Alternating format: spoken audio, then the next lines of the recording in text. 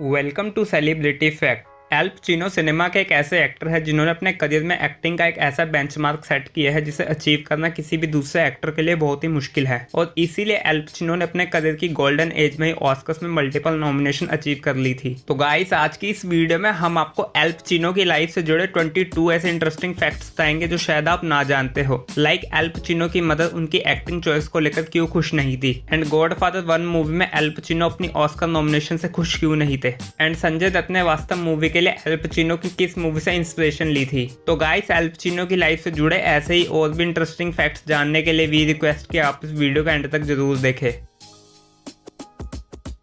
L Pacino का birth 25 अप्रैल 1940 में New York city के एक इटालियन फैमिली में हुआ था, जहां एल पचिनो अपने पेरेंट्स के वन एंड ओनली चाइल्ड थे। एंड एल पचिनो जब 2 साल के थे तब उनके पेरेंट्स का ऑफिशियली डाइवोर्स हो गया था, जहां इसके बाद एल पचिनो अपनी मदर के साथ उनके पेरेंट्स के घर रहने लगे थे।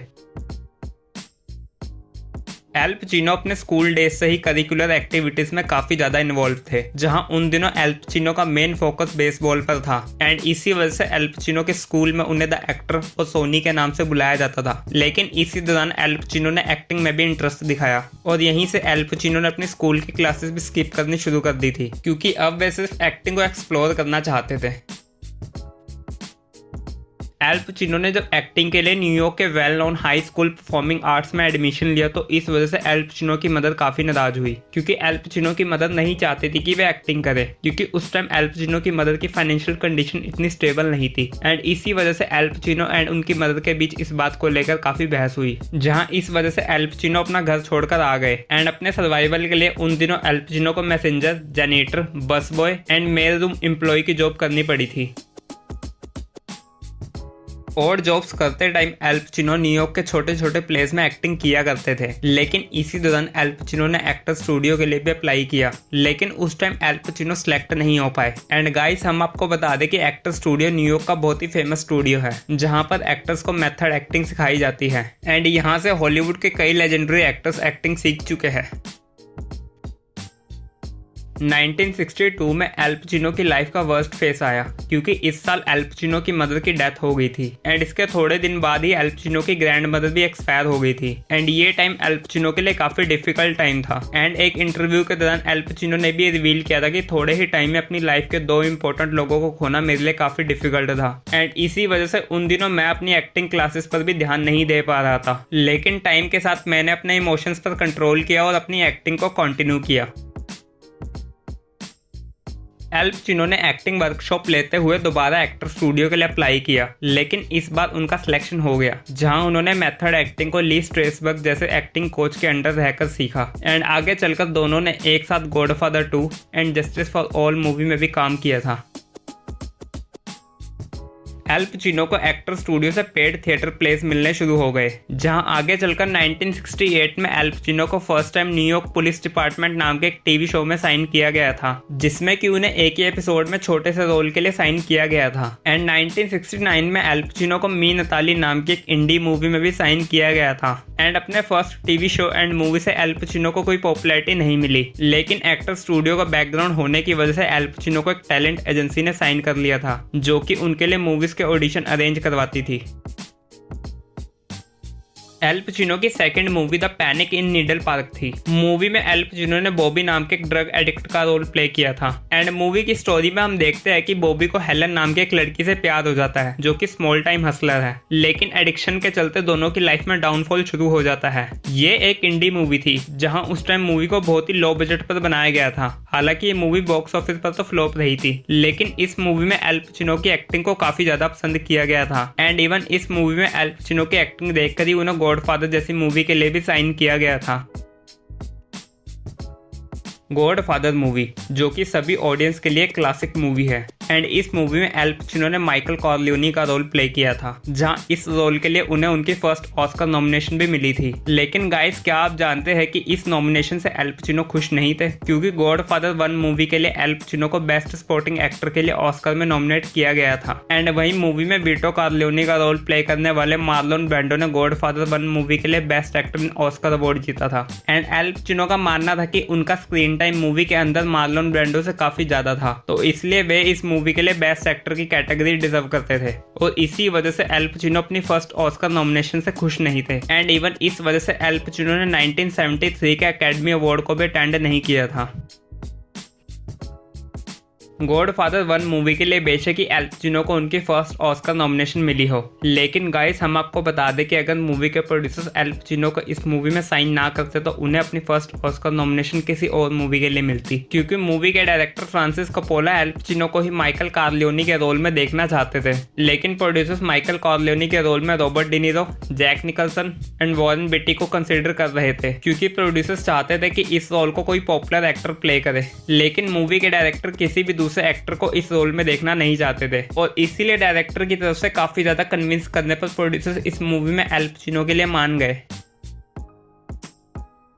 गॉडफादर मूवी के बाद एल पचिनो ओवरनाइट स्टार बन गए थे, जहां इस वजह से एल पचिनो को बहुत ज्यादा ड्रग्स एंड ड्रिंक करने की आदत हो गई थी एंड एल पचिनो का मानना है कि वे 9 साल की उम्र से ही ड्रिंक एंड स्मोकिंग कर रहे थे एंड 13 साल की उम्र में उन्होंने ड्रग्स भी ली थी, लेकिन उस टाइम वे इन सबको कंट्रोल कर सकते थे, लेकिन गॉडफादर के फेम की वजह से उनके लिए ये सब संभालना काफी ज्यादा मुश्किल हो गया था। लेकिन उसी टाइम उनके 2 फ्रेंड्स की ड्रग्स लेने की वजह से डेथ हो गई थी एंड इसी चीज को देखकर एल पचिनो ने अपनी एडिक्शन को ओवरकम किया था। 1980 तक एल पचिनो को ऑस्कर में 5 बार नॉमिनेट किया जा चुका था, जिनमें से 4 बार उन्हें बेस्ट एक्टर के लिए नॉमिनेट किया गया था एंड इनमें से 3 बार उन्हें कॉन्टिन्यूसली नॉमिनेट किया गया था, जहां 1974 में सर्पको मूवी के लिए एंड 1975 में गॉडफादर 2 मूवी के लिए एंड 1976 में डॉग डे आफ्टरनून मूवी के लिए उनकी ऑस्कर नॉमिनेशन आई थी। लेकिन गाइस हम आपको बता दें कि ऑस्कर में एक साथ 3 बार बेस्ट एक्टर की नॉमिनेशन लेने वाले एल पचिनो वर्ल्ड के सबसे यंगेस्ट एक्टर हैं, जहां उन्हें 3 नॉमिनेशन 36 की एज में ही मिल गई थी। 1979 में एल पचिनो ने and justice for all movie में काम किया था। मूवी में एल पचिनो ने आर्थर नाम का एक रोल प्ले किया था एंड इस मूवी में भी एल पचिनो की एक्टिंग को काफी ज्यादा पसंद किया गया था, जहां इस मूवी के लिए भी उन्हें ऑस्कर में बेस्ट एक्टर के लिए नॉमिनेट किया गया था। लेकिन इस साल ऑस्कर डस्टिन हॉफमैन को क्रेमर वर्सेस क्रेमर मूवी के लिए दिया गया था, लेकिन क्रेमर वर्सेस क्रेमर मूवी के रिगार्डिंग एल पचिनो के साथ एक कोइंसिडेंस हुआ था, जहां क्रेमर वर्सेस क्रेमर मूवी में डस्टिन हॉफमैन के रोल के लिए पहले एल पचिनो से बात की गई थी, लेकिन उन्होंने ये रोल रिजेक्ट कर दिया था एंड वहीं बाद में इस रोल में डस्टिन हॉफमैन ने एल पचिनो को हराकर ही ऑस्कर जीता था।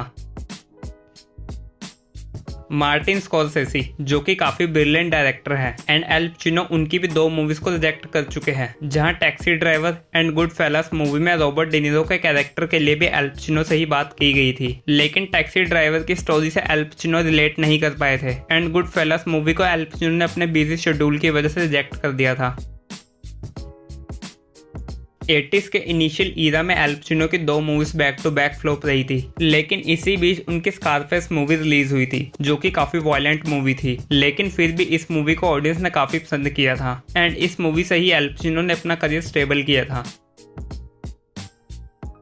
वास्तव संजय दत्त की काफी सक्सेस मूवी है जिसमें उन्होंने गैंगस्टर का रोल प्ले किया था, लेकिन गाइस क्या आप जानते हैं कि संजय दत्त ने वास्तव मूवी में अपने रोल की इंस्पिरेशन कहां से ली थी? तो गाइस हम आपको बता दें कि वास्तव मूवी के लिए संजय दत्त ने एल पचिनो की स्कारफेस मूवी से ही इंस्पिरेशन ली थी।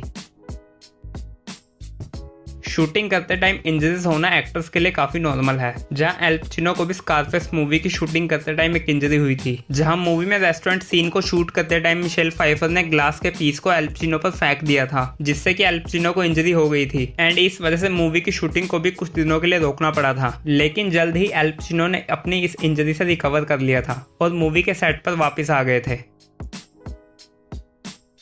Saint of Women Al Pacino के करियर की एक ऐसी मूवी थी जिसके लिए उन्होंने अपने करियर का 1 एंड ओनली ऑस्कर जीता था एंड इससे पहले एल पचिनो को 7 बार ऑस्कर नॉमिनेशन मिल चुकी थी and finally Scent of Women movie के लिए ही गॉट ऑस्कर। मूवी में एल पचिनो ने एक ब्लाइंड कर्नल का रोल प्ले किया था एंड अपने इस रोल को समझने के लिए एल पचिनो ने ब्लाइंड लोगों के साथ टाइम स्पेंड करना शुरू कर दिया था एंड वहीं कुछ सोर्सेस का मानना है कि मूवी में अपने रोल के लिए एल पचिनो ने legendary Indian actor Naseeruddin Shah ji की फर्स्ट मूवी भी देखी थी, जिसमें नसीरुद्दीन शाह जी ने भी एक ब्लाइंड मैन का रोल प्ले किया था।